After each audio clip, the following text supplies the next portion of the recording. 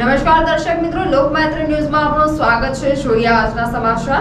અરવિંદ કેજરીવાલની વડોદરા ખાતે પત્રકાર પરિષદ। આમ આદમી પાર્ટીના રાષ્ટ્રીય સંયોજક અરવિંદ કેજરીવાલ આજે વડોદરાની મુલાકાતે છે। તેઓ આજે બપોરે 1:30 કલાકે વડોદરા એરપોર્ટ પર આવી પહોંચ્યા હતા। આપના રાષ્ટ્રીય કન્વીનર અરવિંદ કેજરીવાલ છેલ્લા કેટલાય સમયથી સમયાંતરે ગુજરાતના પ્રવાસે આવી રહ્યા છે। ગુજરાતમાં વિધાનસભાની ચૂંટણી નજીક હોવાના તેઓ કારણે આમ આદમી પાર્ટીનો જોરશોરમાં પ્રચાર કરી રહ્યા છે અને મતદારોને આકર્ષવા માટે ગેરંટીઓ આપી રહ્યા છે। તેવામાં અરવિંદ કેજરીવાલ આજે વડોદરાના સીમાડે આવેલ સમા ખાતે પત્રકાર પરિષદ યોજી હતી, જે બાદ તેઓ વડોદરામાં બે પૂર્વ નિર્ધારિત કાર્યક્રમોમાં હાજરી આપશે। આવો જોઈએ તેમને શું કીધું। मुख्यमंत्री और आम आदमी पार्टी का राष्ट्रीय कन्वीनर श्री अरविंद केजरीवाल जी शिक्षण की नगरी वडोदरा में पधार्या छे। खूब खूब स्वागत करूं छुं। आज गुजरात ने लईने गुजरात की जनता माटे एक सारू विजन लईने आपणी वच्चे पधार्या छे। माननीय अरविंद जी ने विनंती करी छे तो पोतानी बात रजू करे। माननीय अरविंद जी। सभी मीडिया के साथियों को मेरा नमस्कार, और जो आप सबके चैनल देख रहे हैं मनीष भाई, सभी गुजरात के भाइयों बहनों को मेरा नमस्कार, मेरा प्रणाम। मनीष भाई पिछले कई दिनों से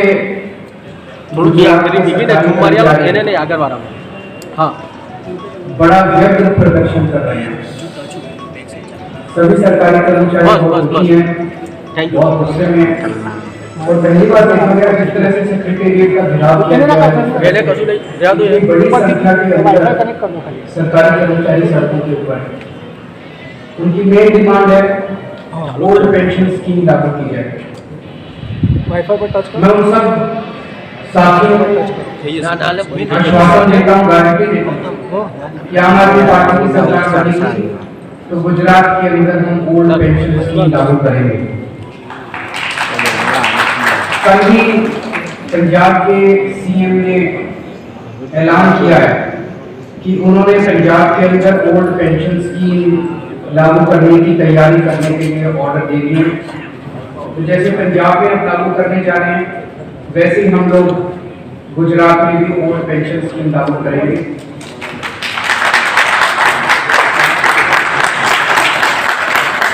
मेरी सभी सरकारी कर्मचारियों से निवेदन है, आप अपना संघर्ष जारी रखिए। अगर ये सरकार कर देती है तो ये सरकार कर दे, अगर नहीं करती है तो 2 महीने के बाद जब सरकार बदलेगी तो हम करेंगे।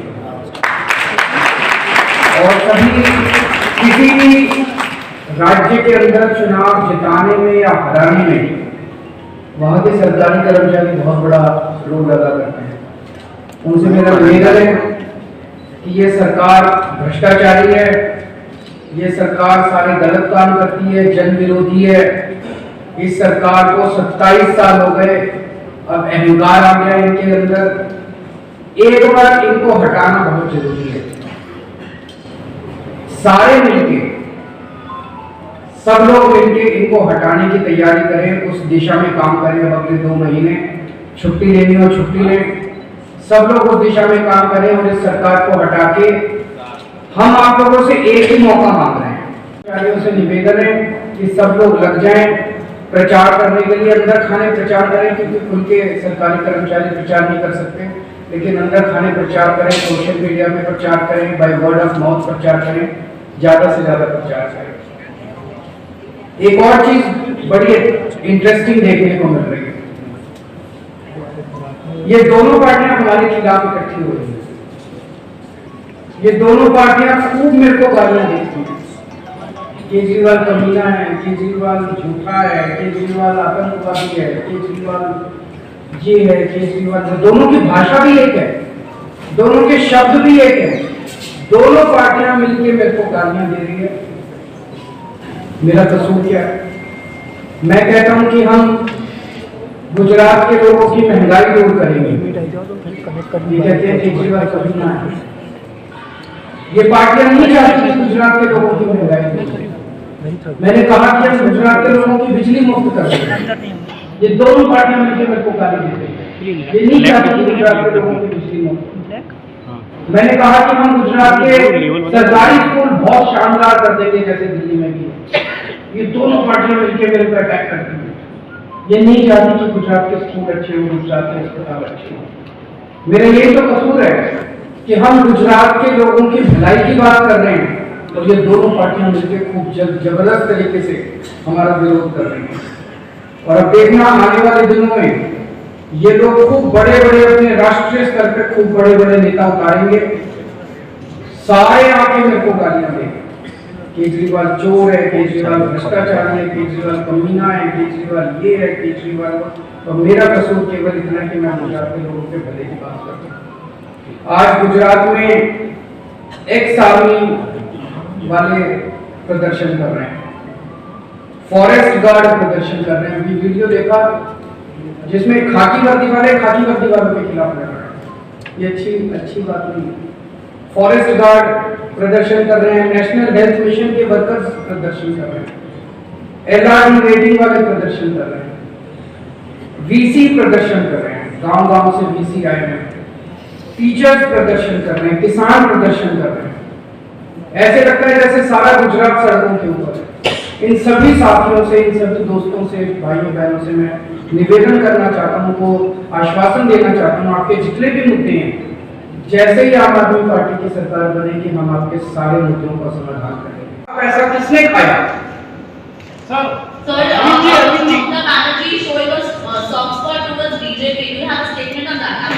वो उनको पूछे, मैं कैसे उसका जवाब दूं?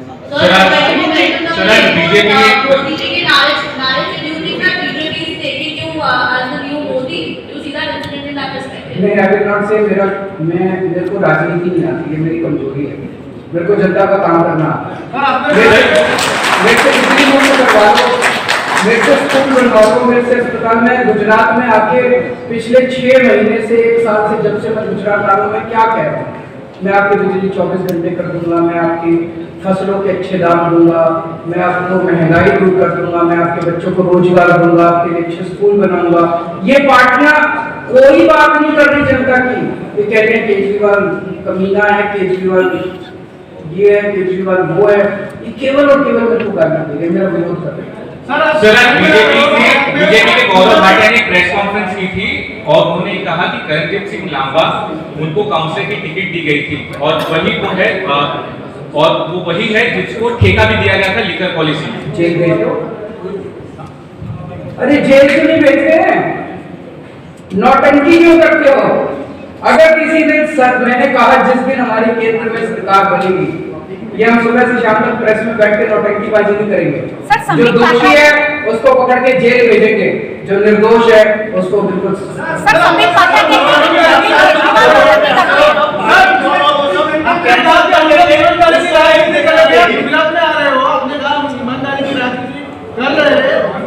बिजली दे रहे हैं, गुजरात में आ रहे हो, लेकिन गुजरात एक ऐसा स्टेट है, इसके अलावा हर स्टेट में लगभग शराब है, दारू है, उसकी छुट्टी है, गुजरात में बंद है।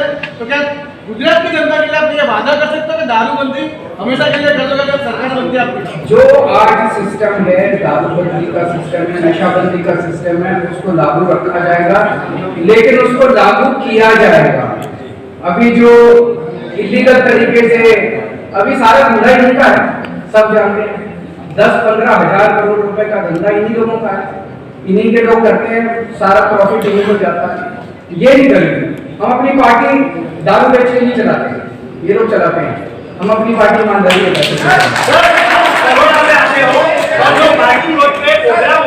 वो कैंसिल किए जाते हैं, क्या कहोगे आप? ये सही नहीं है। जैसे बड़ौदा में हमारा प्रोग्राम होना था, 13 जगह हमें बदलनी पड़ी पिछले 13 प्लेसेस। यहाँ पे हमने फिक्स किया, उसको फोन करके धमकाया इन लोगों ने। यहाँ फिक्स किया, उसको फोन करके धमकाया कि केजरीवाल का प्रोग्राम नहीं होने देना, आम आदमी पार्टी का प्रोग्राम। ये जनता के ऐसे ही नहीं, हम लोग एक दूसरे के दुश्मन बोलते हैं। और पक्ष ने कभी भी गुजरात में जो इतना भ्रष्टाचार हो रहा है उसका मुद्दा नहीं उठाया। जो लोग प्रदर्शन कर रहे हैं कभी भी उनके मुद्दे नहीं उठाए। जितने सरकारी कर्मचारी प्रदर्शन करके ओल्ड पेंशन स्कीम मांग रहे हैं, मैं इन सभी ब्यूरोक्रेट्स को कहूंगा कि एक बार लिखें कि वो ओल्ड पेंशन स्कीम लागू की जाए। जितने ये forest guard, ex army officer, NHM, health workers, ये भी इस देश के नागरिक हैं, इनको भी अपना जनतांत्रिक अधिकार है अपना वोट वो करने का। अगर ये दुखी हैं और ये सरकार में बदलाव चाहते हैं तो क्यों नहीं होना चाहिए?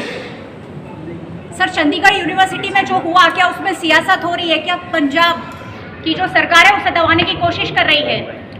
नहीं, कोई दबाने की किसी कोई कोशिश नहीं की जा रही, और जो भी हुआ वो बहुत दुखदाई है, बहुत पेनफुल है, और जो दोषी हैं उनको गिरफ्तार कर लिया गया है, उन्होंने सख्त से सख्त सजा दिलवाई जाएगी, मैं आपको एश्योर करता क्या हूँ। भारतीय जनता पार्टी इस मुद्दे को उछाल रही है?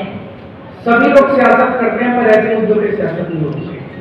अमानतुल्ला खान पे क्या कहेंगे? आप भ्रष्टाचार मुक्त भारत की बात कर रहे हैं। अगर किसी ने भी गड़बड़ की उसको सजा दीजिए। मेरे को बीजेपी के ऊपर बहुत दया आती है, उनसे निकम्मी पार्टी मैंने अपनी जिंदगी में नहीं देखी।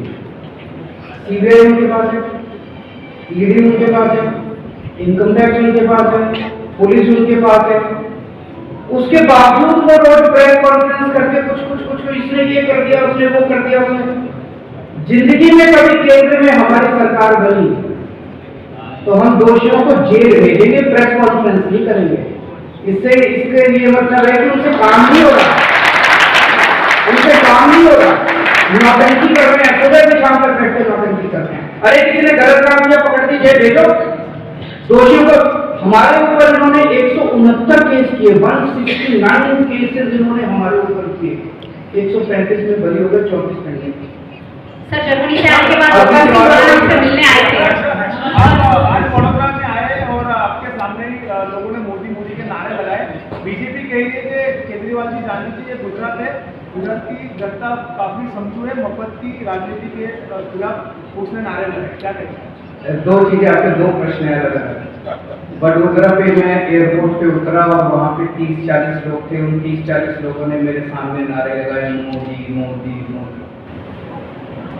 अभी गुजरात के अंदर माहौल ऐसा बन गया है कि भारतीय जनता पार्टी को बहुत जबरदस्त तकलीफ होने वाली है। कहते थे कि इनकी 66 सीट ऐसी है अर्बन एरियाज में जहां बीजेपी कभी नहीं हारी, ऐसा क्या कहा जाता है। इस बार उन 66 सीट से भी आप देखना काफी तकलीफें होने वाली है, वो सारी सीट नहीं जीत रहे हो। तो जाहिर तौर पे ये लोग मेरे खिलाफ लड़ेंगे, 30-40 आदमी भेजते नारे लगवा के कहते हैं कि। दूसरी चीज ये बड़ी इंटरेस्टिंग है, जब भी राहुल गांधी जी गुजरात आए इन्होंने उनके सामने नारे नहीं लगाए। बीजेपी वाले भी, कांग्रेस वाले भी केजरीवाल के खिलाफ दोनों मिलकर नारे लगाए, दोनों इकट्ठे हो गए, दोनों मुझे गाली देते हैं, दोनों मेरे पीछे हो गए। आपका दूसरा प्रश्न है, ये लोग कहते हैं कि गुजरात के लोगों को फ्री नहीं मिलना चाहिए। ये इसलिए कह रहे हैं क्योंकि इनको ये लग रहा है कि ये जो सारा लूट के पैसा स्विस बैंकों में ले जाते हैं, ये सारा लूट के पैसा अपने घर भरते हैं। अगर एक ईमानदार राजनीति हो गई, अगर जनता को फ्री सुविधाएं मिलने लग गई तो उनके लूटने के लिए पैसा नहीं बचेगा। अभी तक इस देश में लूट की राजनीति चल रही थी, जितनी सरकारें थी, जितने नेता थे, ये मोस्टली जो है वो लूटते थे, सरकारों को लूटते थे ये लोग, और सारा पैसा स्विस बैंकों में ले जाते थे, सारा लूटते। पहली बार इस देश के अंदर, पहली बार आम आदमी पार्टी ने ईमानदार राजनीति की शुरुआत की है। हम ईमानदारी से काम करते हैं, पैसा बचाते हैं, भ्रष्टाचार रोकते हैं, रिश्वत नहीं लेते, उससे सरकार में खूब पैसा बचता है, उससे हम जनता को फ्री बिजली देते हैं, फ्री शिक्षा देते हैं, फ्री अस्पताल देते हैं, फ्री दवाइयां देते हैं। अब ये लोग इसका विरोध इसलिए कर रहे हैं कि अगर इनको फ्री देना पड़ गया तो इनका लूटने का पैसा हो जाएगा। तो एक चीज गांठ बांध लो, जो आदमी कहे कि फ्री सुविधाएं नहीं मिलनी चाहिए, समझ लेना उस आदमी की नीयत में खोट है। उतारा गया था, जो बात आ रही है भगवत मान जो प्रेम से तो उतारा गया था, क्या वो बात सही थी?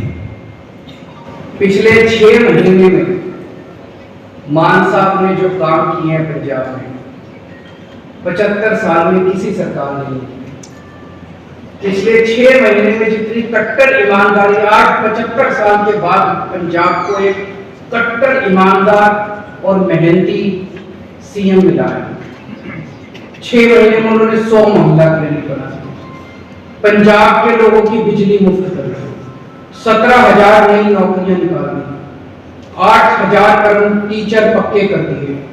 इतने सारे काम भगवंत मान ने किए हैं कि इनके जो विरोधी हैं उनको उनके कामों में कुछ कमी दिखाई नहीं देती। और कीचड़ फेंकते हैं कि मान साहब ने, सब झूठ है, सब बकवास है। मैं वो बेचारा आदमी लगा हुआ है पंजाब के विकास के लिए, उसको रोकना चाहते हैं सारे विरोधी मिलकर। जनता देख रही है, जनता उनके काम से बहुत खुश है।